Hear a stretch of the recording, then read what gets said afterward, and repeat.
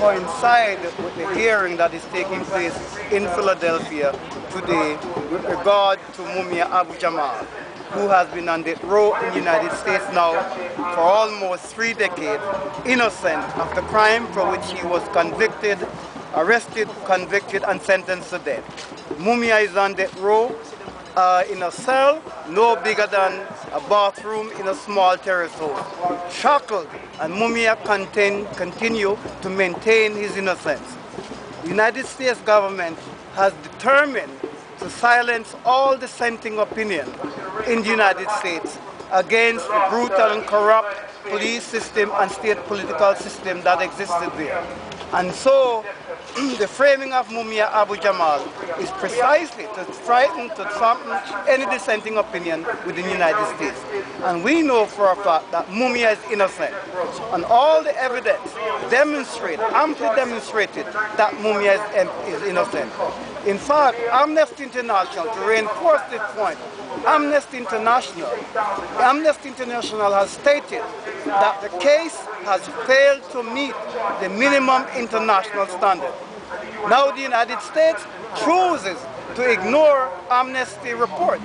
Had it been any other country where Amnesty International made such a damning indictment of the judicial system there in regard to Mumia Abu Jamal or anywhere else, they would have been up and running, and it would be banner headlined, and they would be broadcasting and condemning the country and calling for action in the United Nations against that country for its violation of international human rights.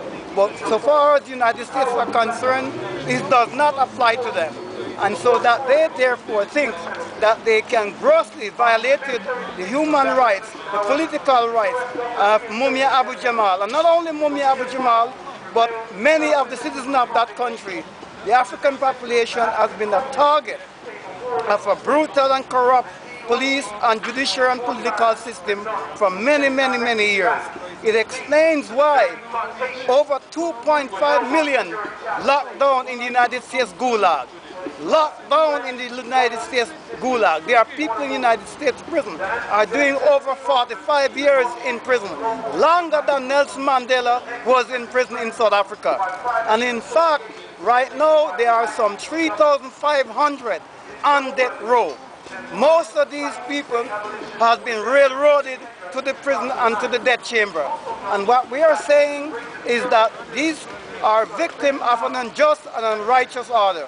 And so Mumia represents the voice of the voiceless. Mumia represents the oppressed people. Mumia became known as the voice of the voiceless because he was a man who allowed the victim of United States injustice an opinion, not just to broadcast as the official radio reporters and newscasters do what the official line is, but he would go behind the scene. He would give the victims an opportunity to put their case before the public. And for that, Mumia is hated. And Mumia is hated by them because Mumia is a man of principle, of great principle, uncorrupted. Mumia is a man who fights for justice, who fights for peace, fight for dignity, fight for all humanity, not just for the African people, not just for the Latino people, but for all of humanity. And Mumia symbolizes the best in ourselves as humanity. And it is for that reason that we are here, to expose the United States hypocrisy, which proclaims itself to be the land of the free and home of the brave.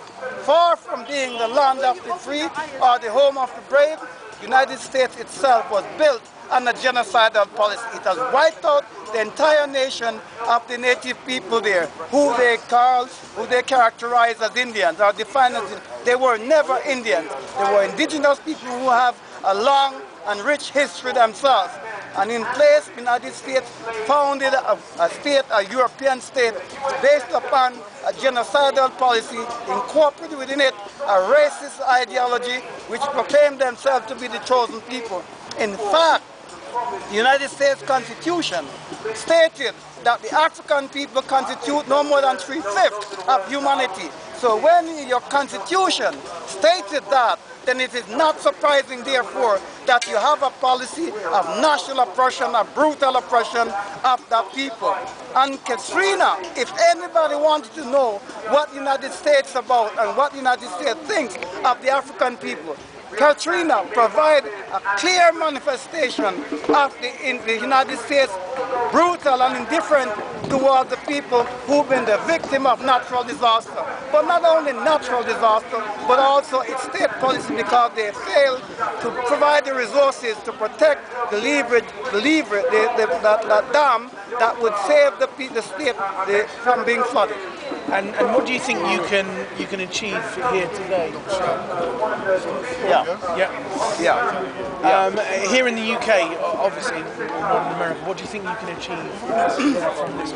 Well, the purpose of the demonstration here is to express our solidarity, unqualified solidarity, with Mumia Abu Jamal and the oppressed peoples in the United States, those that are locked down in the jail, those that today who cannot access health care, those that are jobless, those that are the victims of state murder, those that are the victims of United States oppression.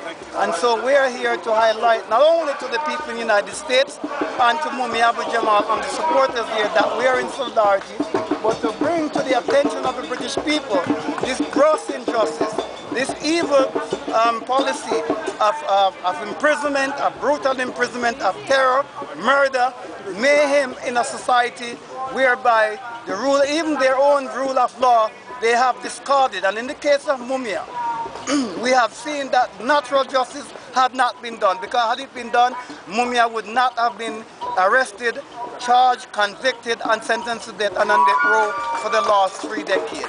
So we are here to raise the issue of Mumia in front of the whole populace in this country and to bring to the world attention this grave injustice that befall this great freedom fighter and great freedom-loving man, Mumia Abu Jamal.